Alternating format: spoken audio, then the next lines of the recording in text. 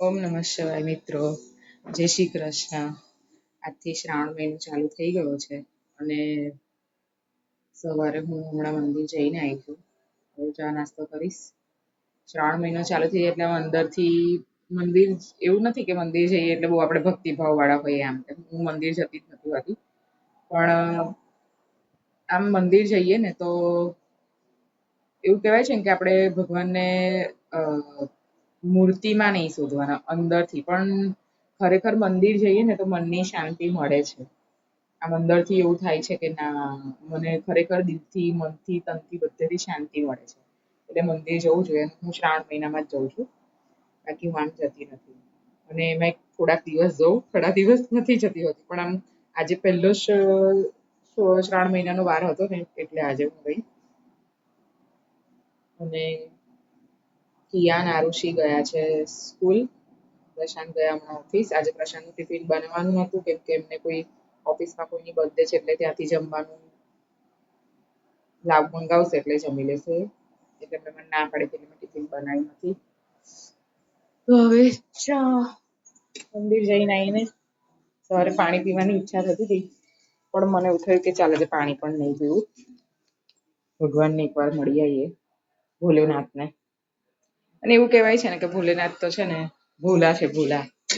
એમને તમે કોઈ પણ રીતે યાદ કરશો ને, કોઈ પણ રીતે એમને એ કરશો ને એમની પ્રાર્થના, તો એ સાંભળશે જ.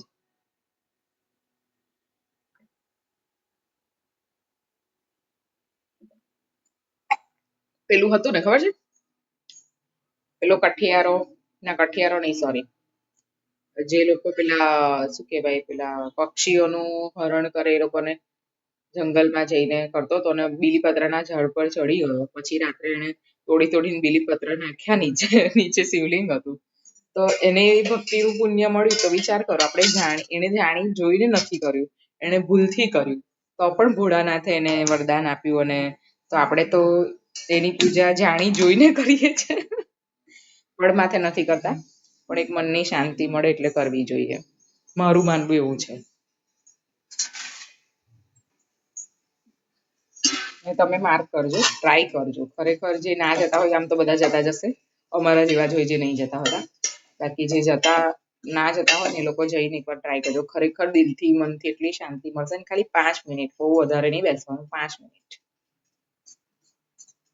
આજે તો નાસ્તામાં મેગી બનાવી છે મેં. સારું છે, ખબર પડશે ને તો હાવ કરીને બેસશે મારી જોડે. કેમ મમ્મી તમે લોકોએ મેગી બનાવી નથી? કશું હતું જ નહીં યાર નાસ્તામાં, તો મેં તો ચલો આજે મેગી બનાવી દઈએ. ચલો ત્યારે હું ચા નાસ્તો કરી લઉં. મારી ગાડી હું આરુષિને સ્કૂલ લેવા ગઈ હતી.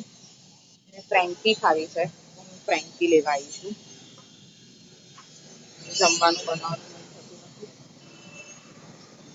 સમાચાર રસ્તા પર યો ફ્રેન્કી.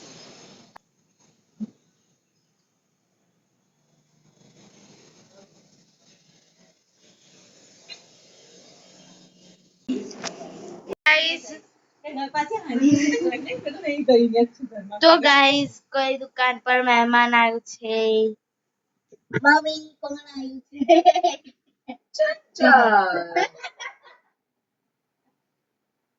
બીજું એક મહેમાન આવ્યું ચંચલ લઈને આવી જોડે. બીજું એક મહેમાન આવ્યું ચંચલ જોડે લઈને આવી. હાય ગાઈસ, 5 વાગ્યા છે. વાળ ખોલીને બેઠી છું. મારા વાળ બતાવ. એવું કહેશે આને ટાઈમ પડી ગયો. મારા વાળ પહેલા બહુ સરસ હતા. मुझे पता है तेरे को मेरे बाल पहले बहुत मस्त थे, और इनसे दिखाना पड़ेगा, लेकिन अभी मेरे बाल अच्छे नहीं रहे हैं, सब निकल गए हैं. क्या खत्म हो गया? कौन सा पेपर? टिश्यू पेपर खत्म हो गया. ओ ऊपर तो बहुत सारे पड़े हैं, मैं लेके आऊंगी. ये कांच पूछते वो ना, हाँ मैं लेके आऊंगी. मुझे भी पहले ऐसे ही लगता था. वो क्लाइंट आते थे ना, એક ક્લાયન્ટ આવે છે મારા ત્યાં, એમના હસબન્ડ સાથે આવે. પહેલા મને એવું લાગ્યું કે એમનો છોકરો હશે, પણ મેં આંટીને પૂછ્યું ને, એટલે मैंने पूछा नहीं था, मेरे हस्बैंड के पास से लेते आती हूँ. મેં કીધું હારા અને હસબન્ડ છોકરા જેવો લાગે, સ્માર્ટ લાગે હસબન્ડ, અને વાઈફ જોયું હોય ને તમે તો આમ નહીં, કઈક અલગ જ ફિલિંગ આવે ખરેખર. પંખા કરે ને બેટા. વાળ બહુ બગડી ગયા છે, વાળનું કોઈ ઈલાજ નથી. નીલુ પાસે હેર ઓઇલ કરાવીએ છે અને પછી છે ને વાળને લાંબા. पंखा चालू करने को बोला, लाइट तो बंद कर दे, लाइट तो कोई भी नहीं चाहिए. નીલુ છે ને અમાર ખરેખર હેર મસાજ બહુ જ સરસ કરે છે. જોઈએ અમાર નીલુ હેર થી વાળ સારા થાય તો સારું છે. પછી ગાઈસ તમે પણ આવજો અમારી પાસે હેર મસાજ કરાવવા. નીલુ પાસે, સોરી. નીલુ को भी दिखा रही हूँ. આવું તો પડશે જ ને ગાઈસ, મારા પાર્લરમાં જોબ કરે તેને આવું તો પડશે જ કોક વાર તો. ત્યારે હેર મસાજ કરીને 5 વાગે કિયાનને વેદુને લેવા જવાના છે, કેમ કે આજે એ લોકોને 1 કલાકનું જ ભણવાનું હતું. મેડમને કંઈક કામ છે એટલે છોડી દેશે, એટલે ફટાફટ બતાવીને એ લોકોને લેવા જઈશ. ત્યારે મળીએ. ગાઈસ મેં માથામાં તેલ નખાઈ દીધું છે અને હું કિયાનને લેવા જઈ રહી છું. કેટલા ટાઈમથી કિયાને એવું કીધું તો મમ્મી તમે મમ્મીને લેવા આવો તો બ્લોગ નથી બનાવતા, એટલે આજે બનાવવો પડે છે. તો ગાઈસ ચા રેડી છે. 5:30 થયા છે. કિયાનને લઈને આવી ચા અને ફ્રાય પાપડ. નાસ્તો કશું છે નહીં તો પાપડ છે, પણ સેવ ને એવું છે નહીં ભાવતું. આજે પાપડ ખાવાનું છે, તેલ ફ્રાય કરું છું.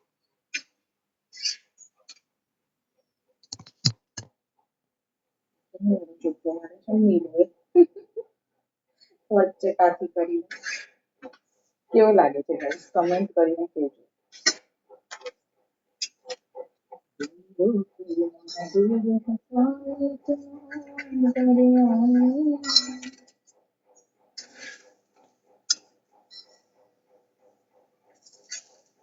આજે છે ને પછી ખાવાનું ખીચડી જ બનાવી હતી સાદી, પછી બનાવ્યું હતું એટલે ભૂખ લાગી ગઈ છે.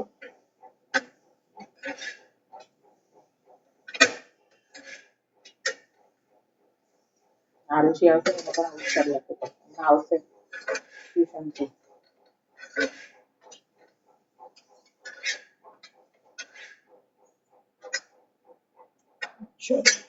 પતી ગયું છે. યસ પાપડ સારા આવે છે, લિજ્જત પાપડ તીખા બનાવે.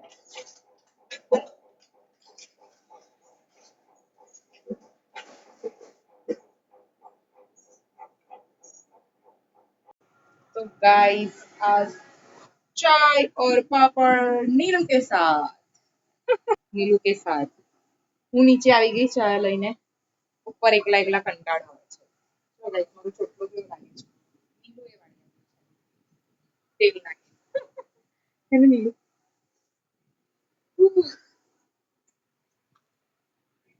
અમે છે જલસા કરતા હોઈએ છીએ पार्लर में.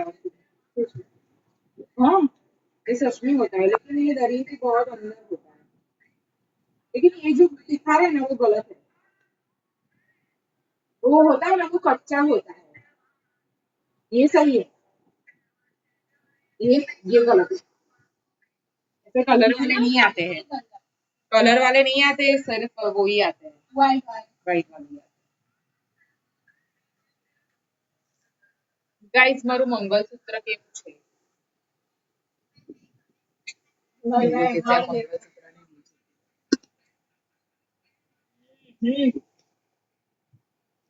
ચાલો તો આપણે ચા પીશું. જલ્દી ભૂખ લગી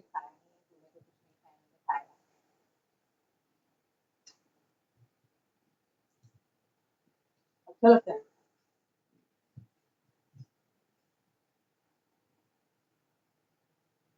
चलो गाइस 6 वागे चाय पीवा.